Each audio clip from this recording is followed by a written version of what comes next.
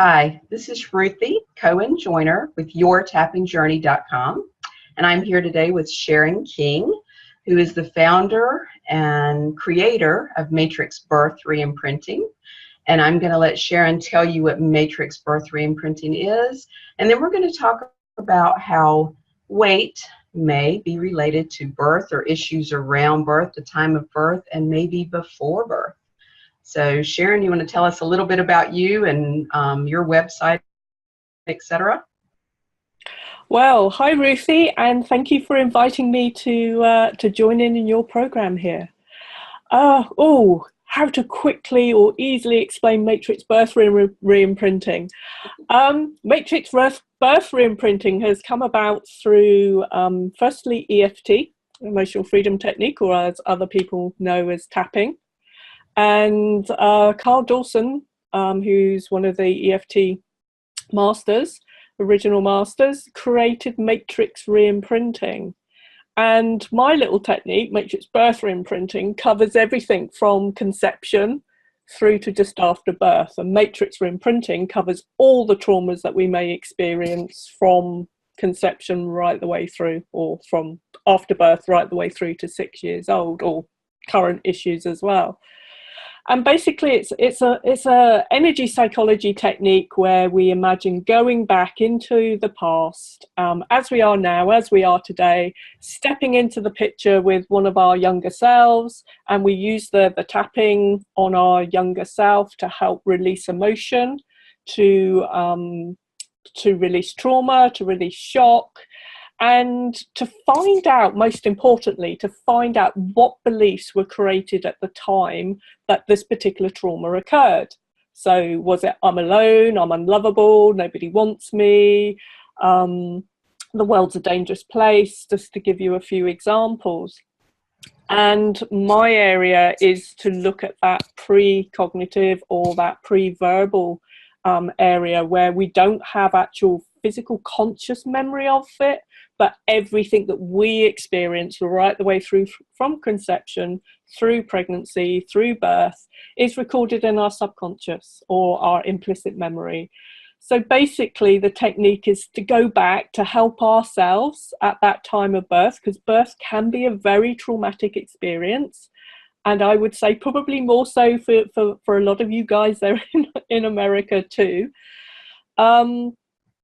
And also it's a great technique for working with women who have had a traumatic time giving birth, because it's not just traumatic for the baby being born, but it's also can be very traumatic for a mother giving birth, and also for the father actually witnessing the birth as well. So and I work in all those areas, including infertility and adoption and loss of a child, and all of, anything around that area. That's the work that I specialize in. Thank you so much, Sharon. And I had the pleasure to train with Sharon just a few months ago in California, and it's just mind-boggling all that's involved in birth and the things that we don't realize. So one of those things, Sharon, if you don't mind talking about, is the idea that the baby is actually in the grandmother's womb because of being in the mother's womb and the grandmother's womb, and how that could affect you in your life in ways that you don't realize it's affecting you. And before you answer that, I do want to say that we're focusing on how our weight could be related to birth. So if you could kind of relate that there, I would appreciate it. I shall give it a go.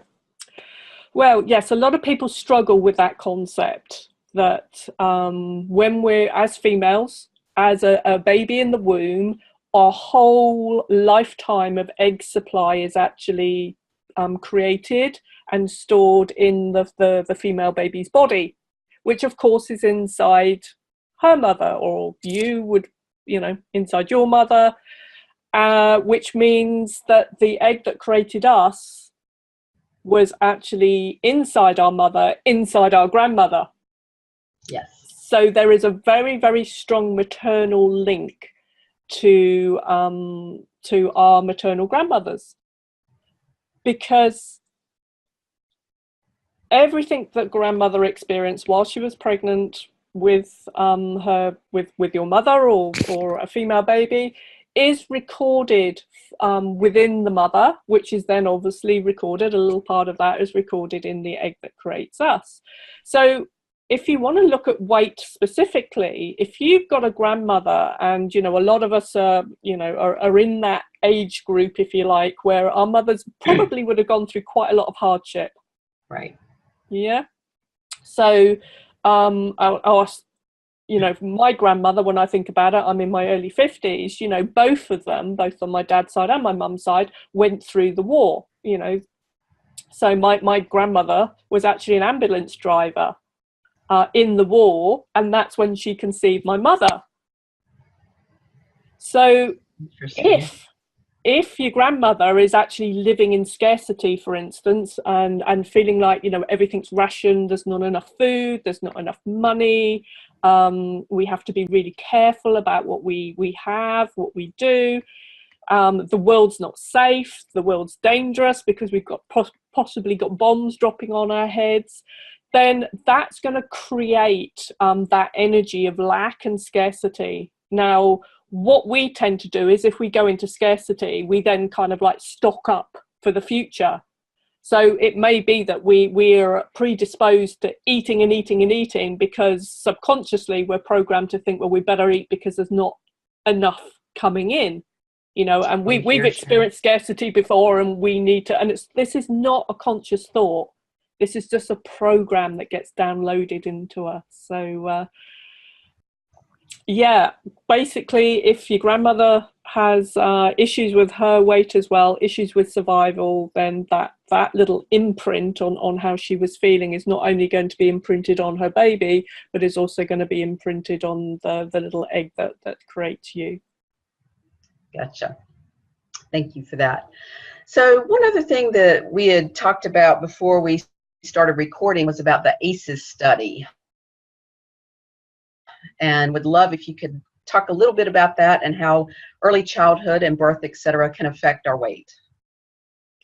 Okay, well, the ACE study, or the Adverse Childhood Experience study, was actually a research study conducted by the American Health Maintenance Organization called Kaiser Permanente and the Centers of Disease Control and Prevention. See, that's why I can't ever remember it. And what they found was that when they were doing a specific study on weight loss, they found that, all the people that were on their study were doing really, really great, and their weight was starting to come down.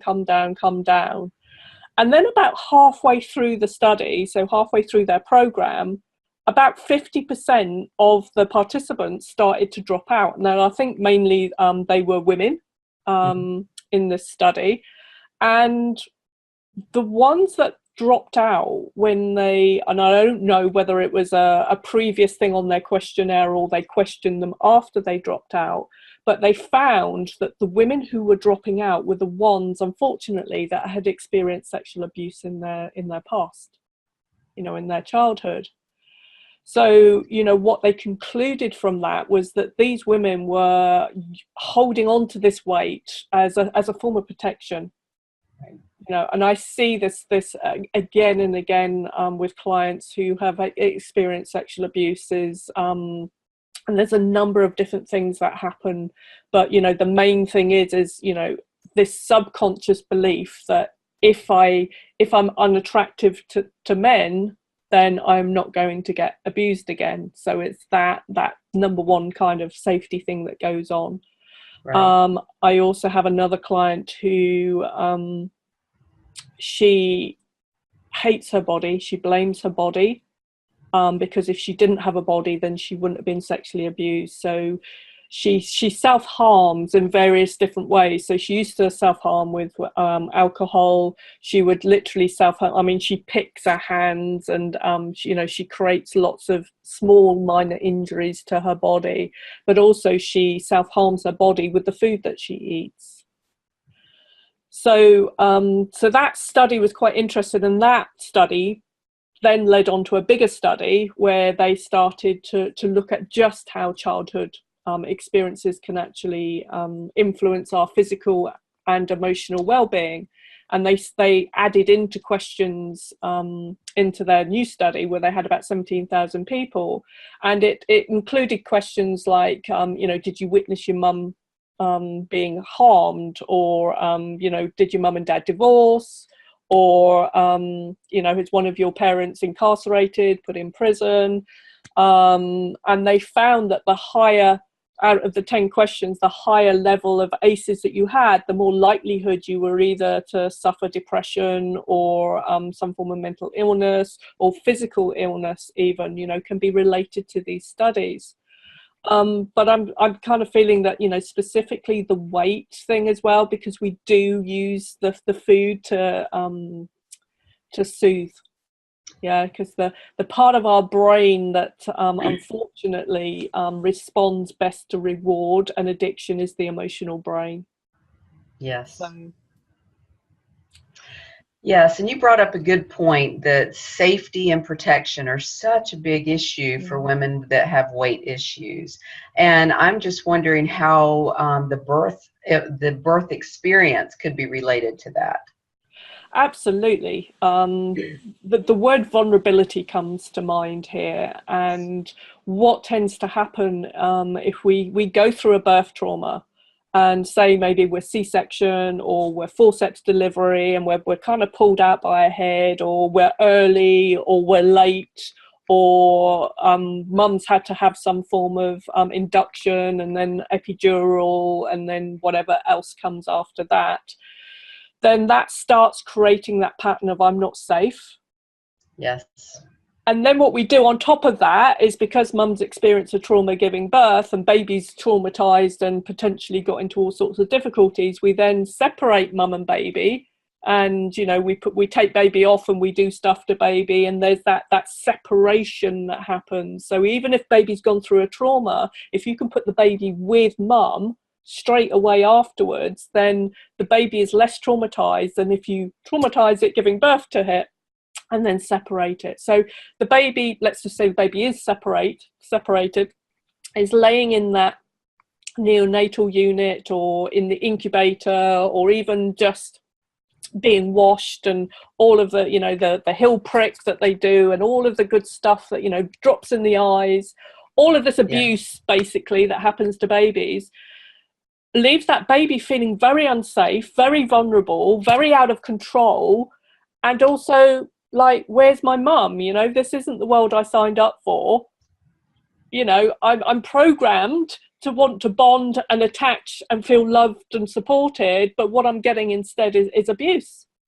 So you start to lay down that extra layer of protection around yourself, because we've had such a physical onslaught of stuff happening to us after birth. And of course, if you're a man, then the chances are in America you're also going to be circumcised as well without pain relief. So I'm just going to throw that one in there too.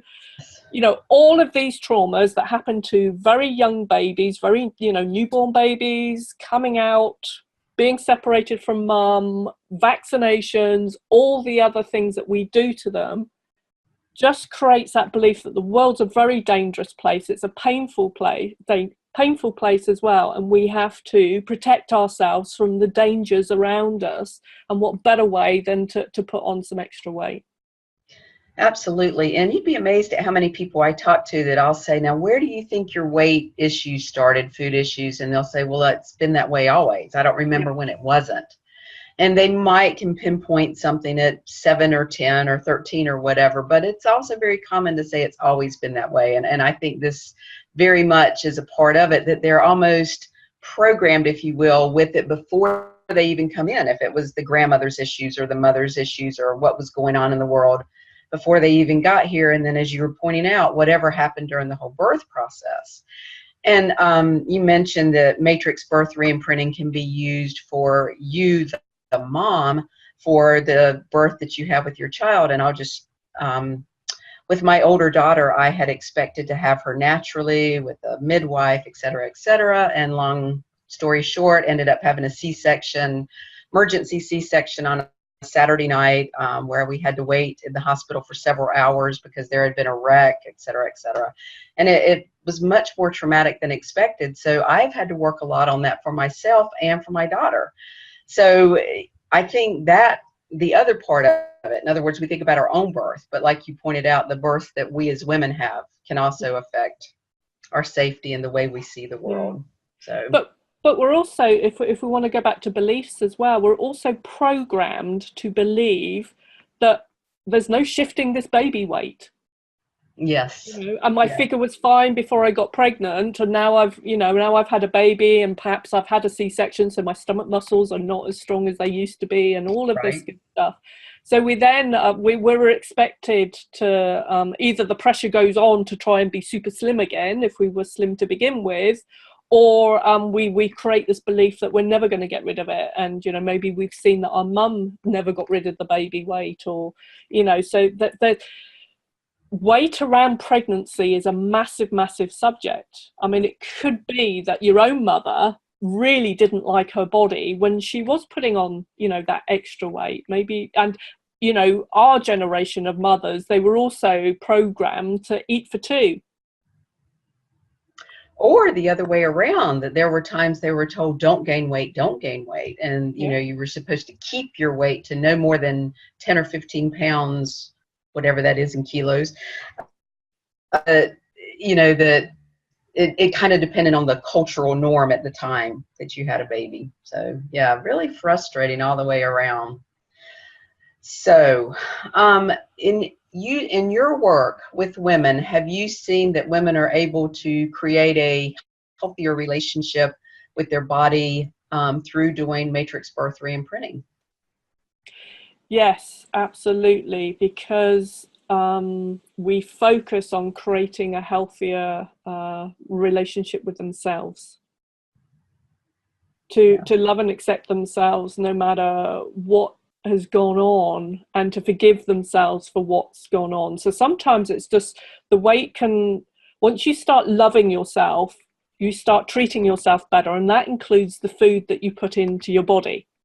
Right. Yeah, so sometimes, I get a lot of people come to me for weight issues, but we never really ever talk about the weight issues, right? Because we're so busy working with the past traumas and the belief systems, and really not, women not liking themselves. Men also have this issue as well, but it's, the more thing, the body image is more around, for women. So yeah, absolutely. So it could be something that happens while they're pregnant. It could also be this going back into childhood and the sexual abuse thing that went on, and helping them clear that up. It may be a belief that they've picked up from their own mum in the womb. It can go in multi different directions, and sometimes, as I said, we do focus on what goes in the mouth, especially if I'm working with somebody, for instance, who's got anorexia or bulimia. I've got two great stories, and it's like they are both different. The anorexic lady that I worked with was actually force-fed as a baby. She had no control over what was going into her body. So she had the tubes up the nose, and she was force-fed for months. So that for a baby who feels like they're out of control, as a toddler as well. I mean, I've seen this happen as well, and I've read about this too. Is that when you start feeding your baby more solid foods, and it's still a bit of a mush, but it's no longer milk, it's a bit more solid, and then they start spitting it out, and they start playing with it, and they get it around their face, and then they get their hands in it, and what mum does is she scrapes the face off, and then she shoves the food back in, so baby spits it out again.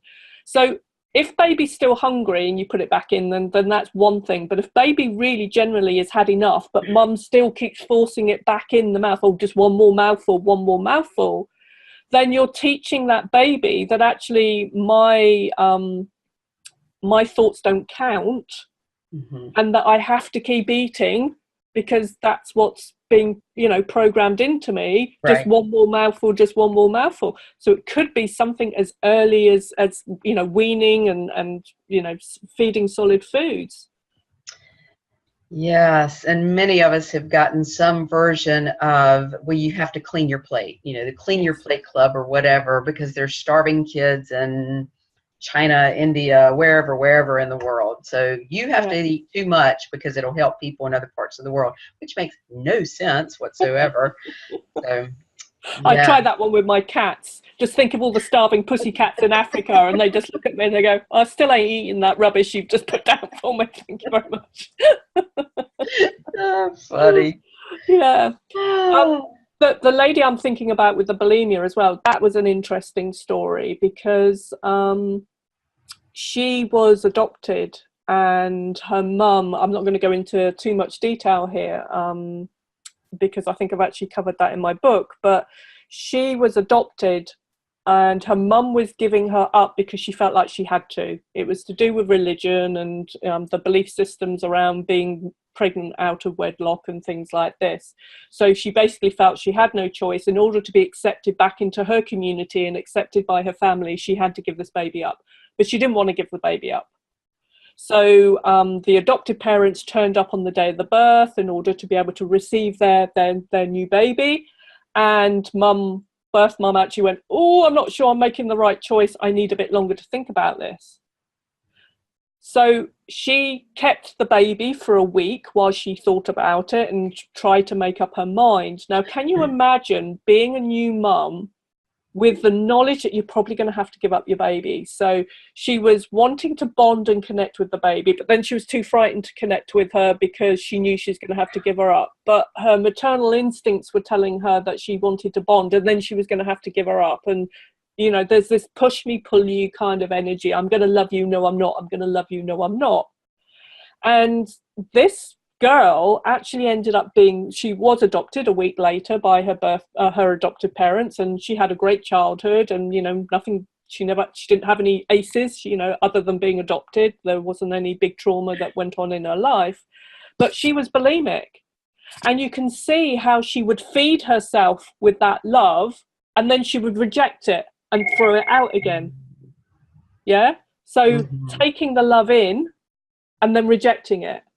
And I could just see that pattern with that first week of life of how she was trying to take in the love from her mum, but then she was being rejected. So, you know, it goes really deep into our foundations, if you like, and we don't consciously understand why we have these behaviours. Yeah. But, you know, once you start looking at this pattern, this really early on pattern, you can see how these things continue throughout our lives until they're healed, until they're sorted. Absolutely, which they can be with Matrix Reimprinting and EFT, Matrix Birth Reimprinting. Many things are possible. Sharon, you mentioned an interesting story about twins. Do you want to share that with us? Yes, it's actually quite interesting that so many women, actually, I think it's about a third of women actually get pregnant with twins and then don't realise, and naturally one of them will come away. But I had a client I was working with, a male client who I was working with weight loss issues, and he we were going through the usual sort of weight loss things and doing a lot of EFT and tapping around it, and nothing was changing in his world. And one session, he just happened to mention to me how a few years ago he had a session in hypnosis, and the guy had guided him back into the womb, and all he could see when he was back in the womb was this massive black space. And he said he was actually quite traumatized by seeing this black space. And what he realized is that's where his twin had been, but his twin had already gone. So, so he asked me if we could do some work on that. So I said, well, yeah, absolutely. So I guided him back into the womb to work with his baby self, and also to get a connection back with the baby, that his twin brother, as he found out that he had lost. And it was interesting because after the session, he actually did check in with his mum, and his mum remembers a time when, you know, about 3 or 4 months in, which she had a bleed. And when they had a scan, they said, oh, don't worry, the baby's fine. But actually that was the twin leaving, and she didn't know she was pregnant with twins at the time. So after we did that session, we got a lot of healing around that situation. He said to me, oh my God, I have suddenly, you know, got this light bulb moment. I understand what's going on. He said, when it's my mum's birthday, he said, I'll buy her 2 cards. and I'll buy her 2 presents. And at Christmas, I buy her 2 cards, and I buy her 2 presents. And I may not give her the 2 cards, but I always buy 2. And he said, I have just realized that I am eating for my brother. I am eating for 2 people, and I don't have to do that anymore. Wow. So That's amazing. once he realized that, he stopped eating for 2. And he was more conscious of the fact that's what he was doing. So he was able to stop because he'd suddenly realized why he was doing it. So, so he was able to then start losing weight. So that was amazing. But if he hadn't have started the session by telling me that experience, we would never have probably gone there. So. Right. But, you know, the subconscious is very good about saying, hey, pay attention to me. This is what you need to work on. So, exactly. Yeah, so that memory was coming up for him that morning before I got there, because it was quite traumatizing for him having that session, realizing that he was a twin. So yeah, oh, I bet. So, Sharon, will you just share your book with us real quick and tell us what's going on with you in the near future, if there's anything you'd like to share? So this is Sharon's book, Heal Your Birth and Heal Your Life, and I think you mentioned it's being published in many different languages now. Yes, it seems like April, May time next year is the time. I've already signed all the contracts, so it looks like the book's coming out in Germany, in Belgium. No, not Belgium. Somewhere beginning with B. It's gone. It will come to me in a minute. Brazil? Yeah. No. Okay. It'll come. So German, Bulgarian. There you go. Ah, okay. Bulgaria. And also, very, very strangely, South Korea. Nice. So, assuming South Korea is still South Korea in May next year, I'm hoping to go there for my book launch. So, so that's really quite exciting. And, you know, as always, I'm just traveling the world, you know, sharing my knowledge with other practitioners, and, hoping to be in Australia for in March. So pretty busy traveling around all over the place. Great. And if people want to find you on the internet, what is your website? It's magicalnewbeginnings.com. I love that name. Yeah. Because do you know, when I created the magicalnewbeginnings.com website and I chose Magical New Beginnings as my website name, company name, I wasn't specializing in the birth at that time. Interesting. So it's interesting how the name came first, and then working with all things to do with birth came second. So, and it just fitted.